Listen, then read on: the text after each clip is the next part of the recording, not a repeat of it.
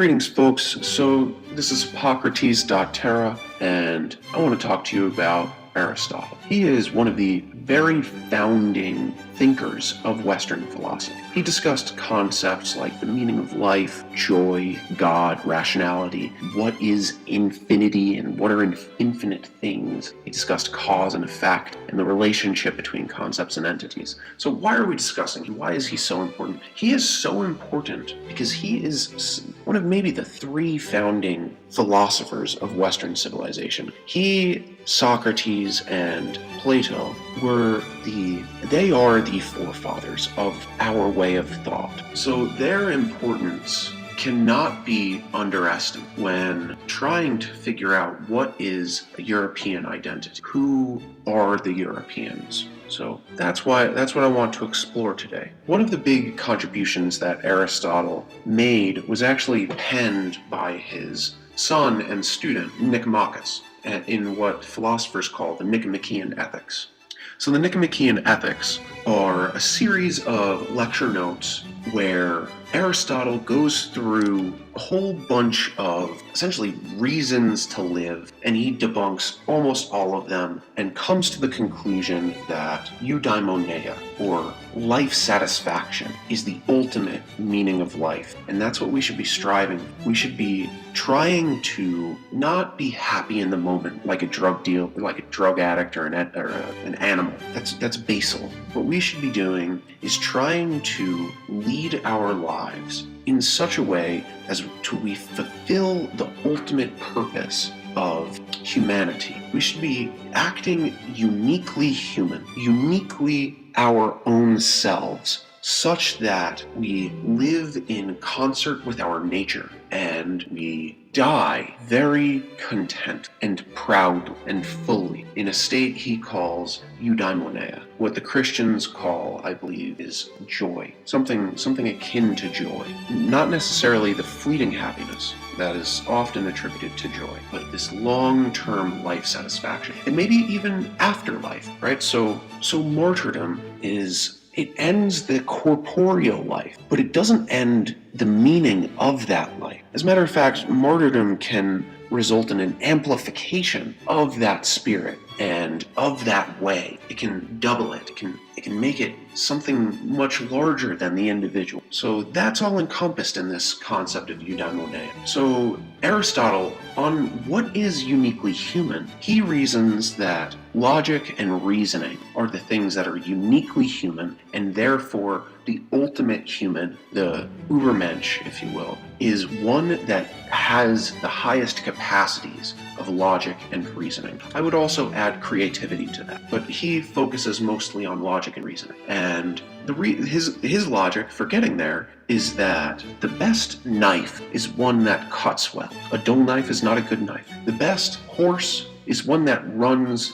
swiftly and turns sharply and so forth. The things that you desire the things that make it unique, the function of the thing that is distinct from other things is the feature that really defines a thing. That's how he actually came up with what we now call taxonomy. He was the father of taxonomy. And taxonomy that's how botanists categorize plants, This is how we make sense of the world, how we come up with breeds of dogs. It's you find the thing that differentiates this thing from other things, and that's the defining feature, and that's where the discrimination has to stop, because there's nothing to discriminate between. And so that's where the categorization stops, because there's nothing else, there's no more useful information for categorization.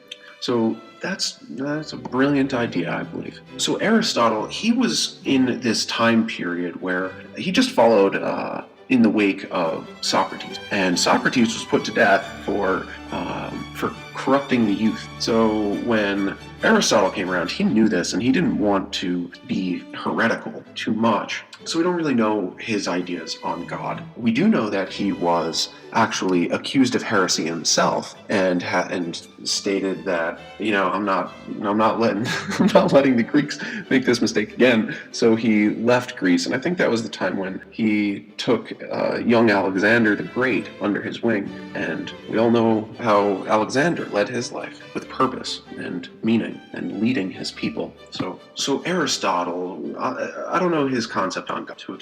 No one can. So I'm going to give my concept of God. And I think that God is a code. God is a code that created the universe. God is the laws of physics. It is creation itself in consciousness, and all of the things and the codes of the universe are encompassed in this, in what I would attribute to the ultimate God. I also believe that man is created as the ultimate biological emergent organism thus far in the universe. And in that sense, we are created in consciousness, in a code, genetic code. So we are in with this unique function of logic and reason. Really quite amazing. And so in that regard, we are the sons of God. We are created in the imagination of the universe, the machinations of the universe, the limitations of the universe. We're created in the image of the universe. We are created of the universe, something like that. And so we are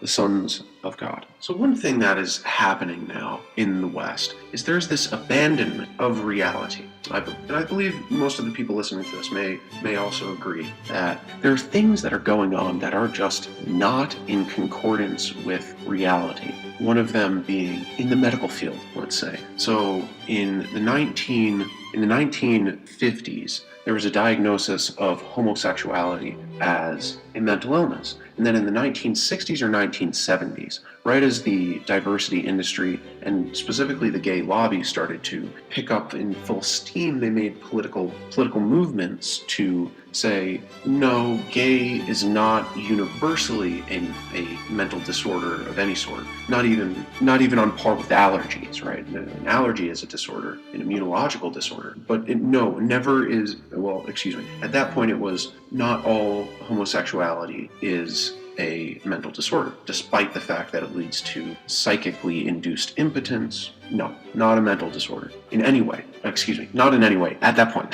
And so they changed the diagnostic criteria to, it has to be, if you want it to be a disorder, it has to be psychically distressing to the individual. So they created a new diagnosis in the 1960s that made it like that. So if you were psychically distressed about your liking of the same-sex genitalia, then it is a disorder. Then in the DSM-4, which happened in the 1990s, they actually changed that such that, no. Even if you like the same-sex genitalia and you're distressed about it, it's just depression. See, and that makes sense, right? I mean, fine. It's depression or anxiety or something like that. Fine.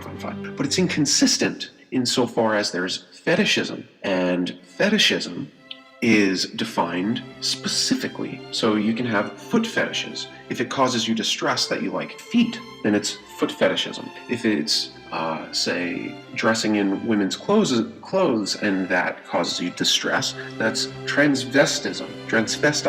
And it's specific. It gets the point across in specific language that makes sense to someone that is reading the paper. When a psychiatrist now reads that this person has depression, every single new psychiatrist, every single new provider needs to figure out, okay, this has to do with the fact that they can't have children and their parents are, they're going to have to figure it all out all over again, and that was part of the gay lobby, right? So it's an abandonment of a codification, a specific diagnostic criteria that is universal. You see it in other ways. So the diagnostic criteria for something called obsessive compulsive personality disorder, essentially being a good student, being diligent, it quote unquote requires that the person be distressed. But if you actually look into the criteria for that distress, it's not very strong.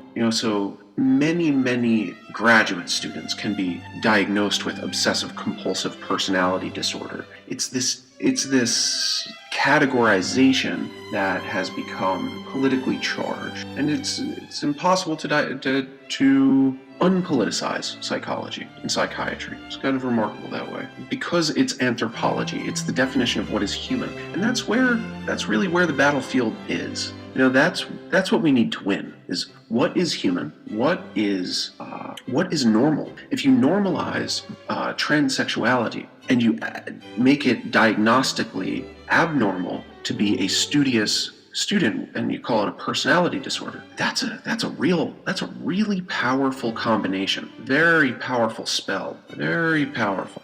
So that's the sort of thing that happens when we abandon rationality. You can take that, and I believe this is true. In the Soviet Union, under the late Soviet Union, the psychiatrists started with a diagnosis of soft schizophrenia, which was essentially questioning the political doctrine of the time. That's the sort of thing, and these people were thrown into institutions. So that's the sort of thing that happens when you abandon rationality. All right, so moving on to cause and effect. So Aristotle wanted you to think about, do things exist outside of material cause? Is there such thing as freedom of will, right? That is a big dang question, and I'd love to hear your thoughts on it. I think that freedom of will is an illusion, but I fucking love that illusion. I really do. It makes me